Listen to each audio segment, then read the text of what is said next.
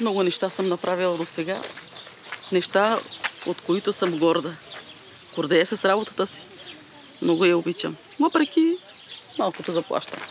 Заболеваемостта също е много висока. Хронично болните са много. Диабетно болните са много.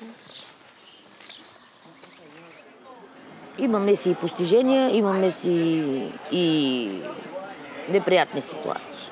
Още от вратата старшата сестра ни посрещна, меко казано, настръхнала. В момента, в който обяснихме, че ние сме здравните медиатори, искахме да попитаме за какво става въпрос, тя просто се развика и каза: само на вас циганите се правят тия привилегии, само вие сте облагодетелствувани и пак сте си такива. И аз нямам пари. Просто буквално хем ни извикаха за съдействие, хем от една гледна точка тя нападна нас. И ние успяхме така да запазим... Чаква да запазим. Да. Аз не успях да запаза. Много е важно здравният медиатор да знае точно какво прави и да го прави както трябва. Да се докаже пред институциите, пред своя работодател, пред своята общност, пред хората, пред общо практикуващи лекари, за да може да работи. Ще се докажеш много бързо, нали? Но ще трябва да се пребориш и да останеш на това ниво, в което си. Да не загубиш това, което си спечелил. Може да го обжалва в 14-дневен срок. Оно мина. Мина ли? Защо не си го обжалвала? Значи аз имам и други епикризи нови. Пак ще ги подадем. Ще ги подадем. Само трябва да мине това. И ми спреха пенсията. Ами добре, на 25 ти се яви. Ако те е страх, тебе ще дойде с тебе. Да, страх ми, да. Аз ще дойда с тебе, само ме подсети. Ще дойде.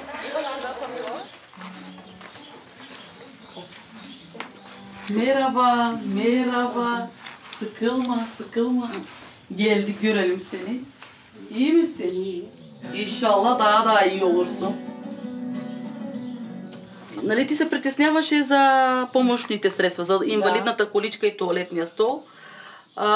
Знаеш, че вече сме подали до неврологична комисия, която ще ти изготви протокол, за да кандидатстваме пред социалните да вземем тези помощни средства. Нали разбираш, че 3 неща сме направили, нали? И те наистина ще се случат. А лекарите, сестрите как се... Държат се много за съциране. Сега пускай да го тая малка да си го напускат. Повечето хладилник, там на хладилник. На терасата сте? Не, хладилните да бе. Хладилник как се крие? Това не е скъпче. Не да пускат, не да. Само на България. Наистина хладилника е горе. Ма какъв е този хладилник? Хладилник, където държат горе при България. храната, млеката на децата, на бебетата. Тоест те нямат достъп до хладилник, така ли? Да, той хладилник, да, нямат достъп. Който ние ще я защитим. Въпросът е тя да я застане. Защото тя е потърпевша, не ние. Ние не можем да го докажем, ако тя не го каже. Много е важно, като започнеш този казус, да го решиш до край. Това може да продължи и месец, може и 2, може и година. При мен се случва и с години. Да не се откажеш от работата, която си започнал. Не, аз трябваше да го придружа до болницата, да го настаня и това е. Хората имат нужда. И много често единственият човек, който ще помогне, съм аз.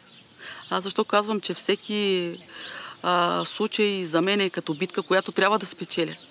Защото от изхода на тази битка зависи здравето, а много често и живота на дадения човек.